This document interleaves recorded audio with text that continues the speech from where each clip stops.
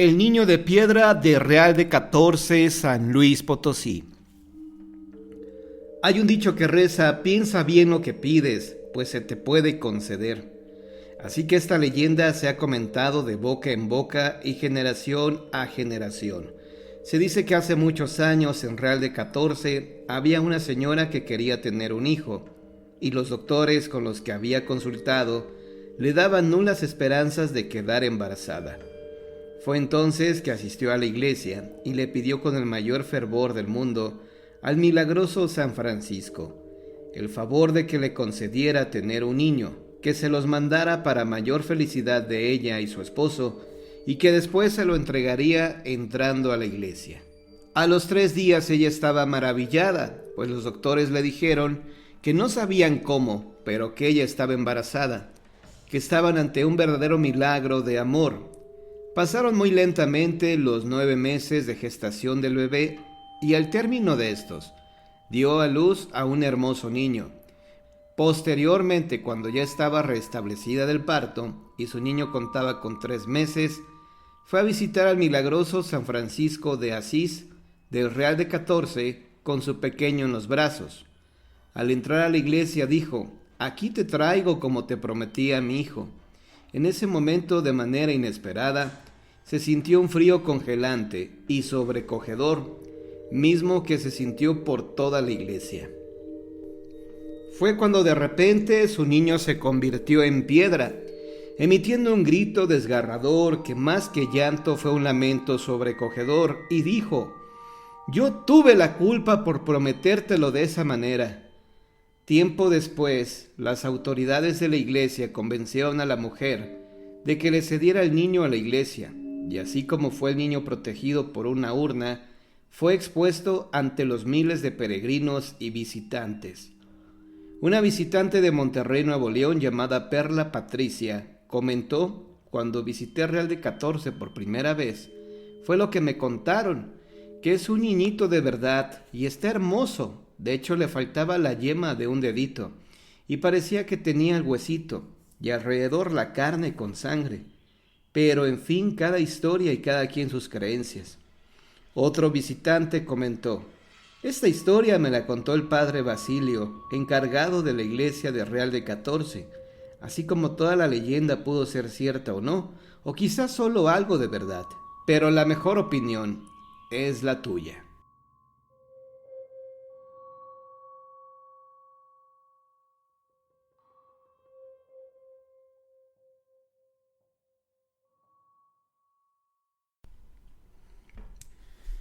La bailarina del Teatro de la Paz de San Luis Potosí.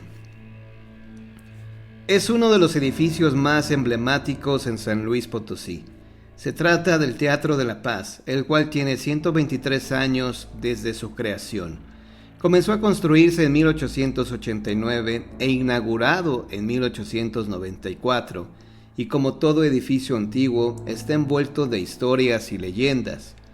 Se cuenta que algunas personas han sido testigos de hechos paranormales, y aunque todos se lo atribuyen a los sonidos producidos por las estructuras metálicas, hay otros que aseguran que hay una presencia que nadie ha logrado apreciar. La historia se basa en la vida de una bailarina que año con año se presentaba en el escenario de este teatro. Así lo cuenta Isela Lara, trabajadora de este recinto. Dice la leyenda que era una bailarina que bailaba aquí en el teatro, bailarina clásica, y que murió aquí en el escenario. Sin embargo, ha sido una leyenda que no se ha podido comprobar, pues hasta el momento no existe una fotografía o un video que documente su presencia.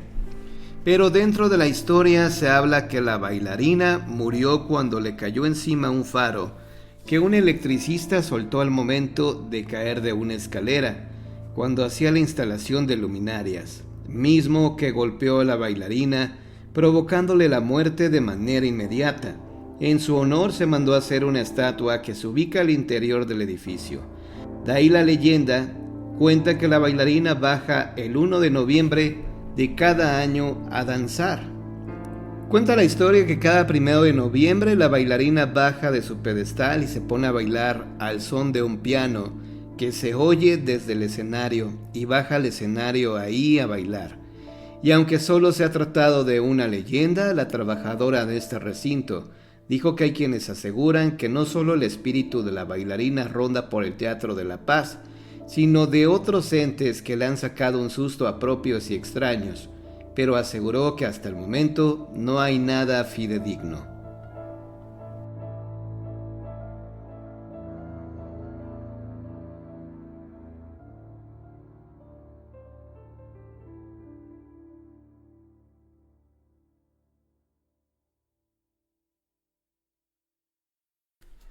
Corría el año de 1965. En una ranchería cercana a Ixtlahuaca, en el Estado de México, la cual ni nombre tenía de tan oculta y desconocida, apenas algunas casas de adobe se comenzaban a levantar.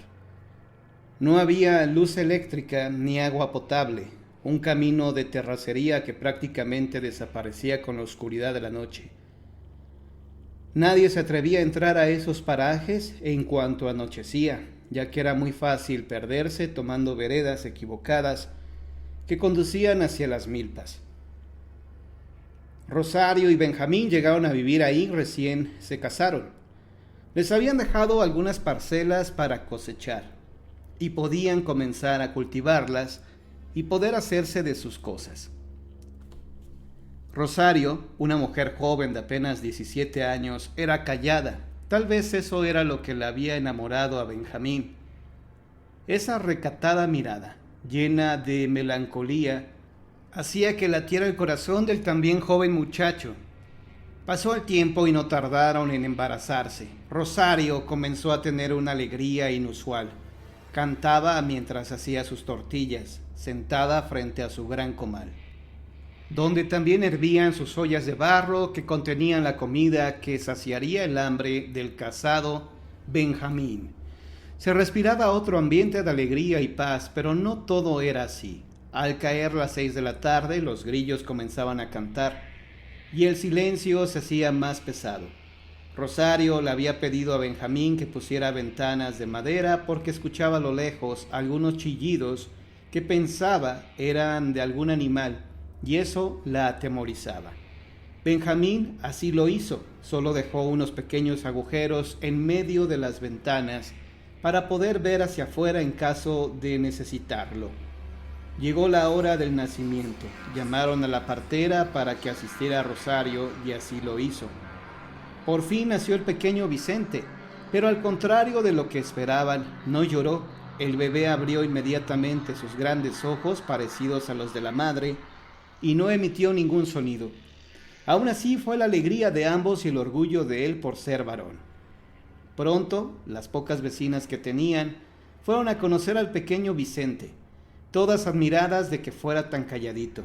Rutila, la vecina más vieja, advirtió a Rosario que mientras no lo bautizara, pusiera unas tijeras abiertas debajo de la almohada del pequeño Vicente, o un par de chiles pasillas en cruz, ya que corría riesgo de que las brujas, atraídas por su inocencia, vinieran a chuparle el alma y el niño moriría. Todas le contaron su experiencia de que al caer la noche, los chillidos que se escuchaban provenían de unas pequeñas bolas de fuego que se alzaban en medio de la oscuridad. Eran las brujas buscando almas hambrientas y enfurecidas al no encontrar nada que las alimentara.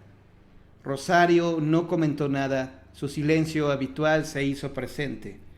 Rutila pensó para sí: advertida estás. Una mañana Rosario despertó a Benjamín en medio de gritos. Vicente, el pequeño Vicente, ya no estaba en su montón de cobijas que le servían de cama. Benjamín enloqueció, abrió la puerta que atrancaban por dentro de la casa. No se explicaba cómo pudieron haber entrado. Las ventanas de madera estaban perfectamente cerradas y sin signos de haber sido abiertas. Benjamín buscó y buscó, preguntó con las vecinas y ninguna le supo dar razón. Rosario estaba inconsolable, su mirada perdida, sus ganas de vivir se fueron. Así pasaron las semanas y ni rastro del pequeño Vicente. Ambos tuvieron que regresar a su vida cotidiana sin poder superar la desaparición de Vicente. Pasaron muchos meses y la herida comenzaba a sanar. Una mañana de verano, Rosario le da la noticia a Vicente: iban a tener otro bebé. Una mezcla de sabor agridulce los invadió. Habían perdido uno, pero tenían la esperanza de otro. En otra ocasión Benjamín extremó precauciones. Pocas veces la dejaba sola. Mandó a traer a su hermana Tomasa para que fuera a cuidar a Rosario. Cualquier esfuerzo valía la pena. Pasaron los meses y estaban a días de que naciera la pequeña Esperanza. Así la nombrarían, ya que fue lo que les trajo nuevamente a su vida, aún con el dolor de la pérdida de Vicente, pero con la alegría de un nuevo comienzo. Una tarde, Tomasa le explicó a Benjamín que no podía quedarse más tiempo. Tenía cosas que hacer y esa noche no la pasaría con ellos. Benjamín lo entendió y la acompañó a la terminal de autobuses para que se fuera. Dejó encerrada a Rosario para que nadie pudiera hacerle daño en su ausencia. Benjamín regresó a su casa, atareado por la caída de la noche. Apenas si alcanzaba a ver el camino de terracería. Si no fuera porque se lo sabía de memoria, se hubiera perdido. Tocó la puerta para que Rosario la abriera y no encontró respuesta. Se empezó a impacientar. Tocó más fuerte. Nadie respondía. Corrió a buscar ayuda a la casa más cercana ubicada a medio kilómetro de la suya. Regresó con Felipe y su hijo Santiago. Ambos lograron derribar la puerta que se encontraba trancada por dentro. No había nadie. La casa apenas iluminada por una vela ni rastros de Rosario. Armaron un grupo de gente que se unió a la búsqueda. Todos gritaban ¡Rosario! ¡Rosario! Y ninguna respuesta. Solo faltaba buscar en el panteón del poblado más cercano, pero Benjamín se decía a sí mismo: es imposible que Rosario pudiera caminar tanto con el peso del estómago de casi 9 meses. Casi se dio por vencido, pero un extraño presentimiento lo invadió. Le dijo a Felipe que lo acompañara. Felipe, algo temeroso, lo animó a que siguieran la búsqueda en la mañana, al menos con la luz del día. Benjamín se resistió. La luz de la luna parecía ser su cómplice, ya que al despejarse y asomarse radiante, al menos dejó ver un poco dentro de la oscuridad de la noche. Benjamín decidió ir solo. No iba a esperar a que alguien lo quisiera acompañar. Se encaminó hacia el panteón y comenzó a escuchar sonidos húmedos, sonidos de gruñidos mezclados con goteo. Se acercó curioso hasta la parte de donde venían esos sonidos. La luz de la luna era clara, radiante, y bajo de ella se asomaba la figura de una mujer sentada, desnuda, con las piernas abiertas. Era Rosario. El espectáculo no podía ser más aterrador. ¡Rosario!, le gritó Benjamín. ¿Qué has hecho, mujer? No podía con su asombro y con su horror. Rosario había parido y con hambre descomunal devoraba poco a poco a su hija Esperanza. Benjamín, sin poder más con aquella escena, sufrió un desmayo, convulsionó y nadie lo escuchó para ayudarlo. Rosario, con la vista fija hacia el cuerpo de Benjamín, sonrió levemente y pensó para sí: más comida.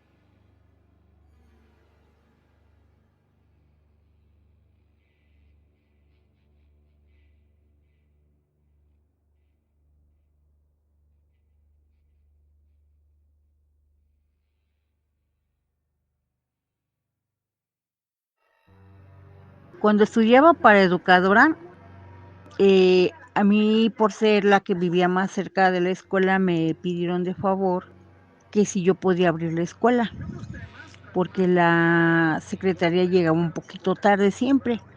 Entonces yo dije que sí, llegaba yo temprano, abría todas las ventanas, abría mi salón, ya llegaban mis compañeros, la secretaria y todo estaba como me lo habían pedido. Entonces en una ocasión yo estaba abriendo todas las ventanas y algunas de mis compañeras ya estaban en el salón, cuando de repente estaba yo en el baño porque compartíamos la escuela con un productor de artistas. Entonces él también me había pedido el favor de que le abriera la puerta, las ventanas de su baño para que no se encerrara el olor a cerrado. Bueno, ok, le dije, y yo iba a abrir la ventana y en eso todas empezaron a gritar. La ventana daba con la ventana de mi salón y todas las oía que gritaban y me decían, corre, corre. Y yo no entendía por qué tenía que correr y todas me gritaban con una cara de espanto que corriera. Y yo agarré y empecé a correr y de repente yo sentí que alguien venía atrás de mí, pero no volteé. Entonces ya cuando salí a lo que era el patio de la escuela, sentí que me agarraban mis compañeras y me sacaban. Y no me dejaban entrar, me decían, es que hay alguien adentro, atrás de ti había un señor. Y así pasó, llegó el licenciado que era el director de la escuela, llegó todo el mundo y al final nadie quería entrar ya a la escuela porque era la segunda vez que los espantaban. Yo nada más sabía que era la primera vez. Entonces al final se cerró la escuela y nos mandaron a estudiar a la Puerta 5 de Ciudad Deportiva. Y esa es mi historia.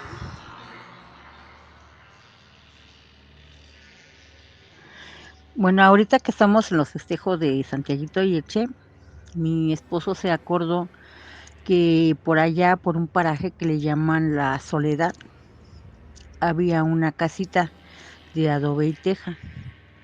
Ya tenía muchos años abandonada, ya se estaba cayendo de vieja, pero esto se lo contó su abuelito, que el dueño de la casa muchos años atrás, no sé qué problema tuvo, y se suicidó, se colgó, y la casa quedó sola. Y cada persona que llega a esa casa a vivir o a pasar la noche amanece colgado. ¿Por qué? No se sabe. Hasta ahorita todavía hay ruinas de la casa, pero ya nadie quiere entrar. Y esa es mi historia.